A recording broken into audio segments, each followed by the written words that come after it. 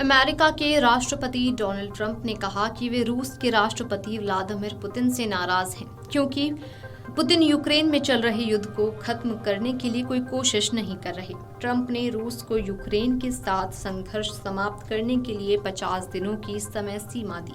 साथ ही चेतावनी दी है कि अगर रूस निर्धारित समय सीमा के भीतर यूक्रेन के साथ शांति समझौता नहीं करता है तो उसे 100% प्रतिबंधों का सामना करना पड़ेगा।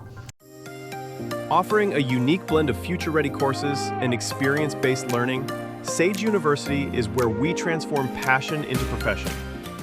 ट्रंप ने यूक्रेन को रूसी क्षेत्र में मॉस्को या फिर सेंट पीटर्सबर्ग तक हमले बढ़ाने के लिए भी प्रोत्साहित किया। ट्रंप ने जेलेंस्की से पूछा कि आप मॉस्को पर हमला कर सकते हैं, क्या आप सेंट पीटर्सबर्ग पर भी हमला कर सकते हैं। इसके जवाब में जेलेंस्की ने कहा कि अगर आप हमें हथियार दें तो हम ऐसा कर सकते हैं।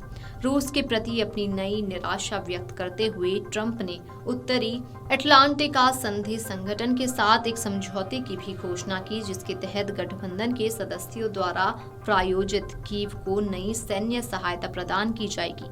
ट्रंप ने कहा कि वे यूक्रेन को पैट्रियट मिसाइल सिस्टम देंगे ताकि वो अपनी सुरक्षा कर सके। उन्होंने पुतिन की आलोचना करते हुए कहा कि पुतिन अच्छे शब्दों में बात करते हैं लेकिन रात को बम गिराते हैं।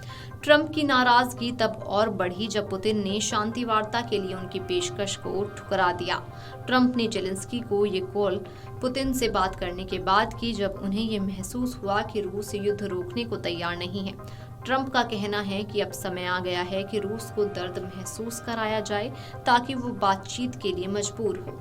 रूसी राष्ट्रपति भवन क्रेमलिन से जुड़े 3 सूत्रों ने बताया कि पुतिन पश्चिम के दबाव में युद्ध को समाप्त नहीं करेंगे। उनका मानना है कि रूस ने पश्चिम द्वारा लगाए गए बेहद सख्त प्रतिबंधों का सामना किया है और वो और आर्थिक प्रतिबंधों को सहन करने के लिए तैयार हैं।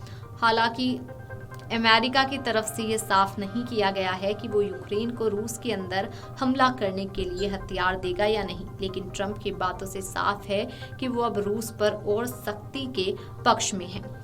वहीं रूस ने ट्रंप की इन बातों पर नाराजगी जताई है। रूस के प्रवक्ता दिमित्री पेस्कोव ने कहा कि इस तरह के बयान शांति की कोशिशों को नुकसान पहुंचा सकते हैं। उन्होंने कहा, ट्रंप का बयान गंभीर है, हमें इसकी गहराई से जांच करनी होगी। मीडिया रिपोर्ट्स के मुताबिक ट्रंप ने जेलेंस्की के साथ पर्दे के पीछे हुई बातचीत में रूसी क्षेत्रों में गहराई तक हमले बढ़ाने का आग्रह किया।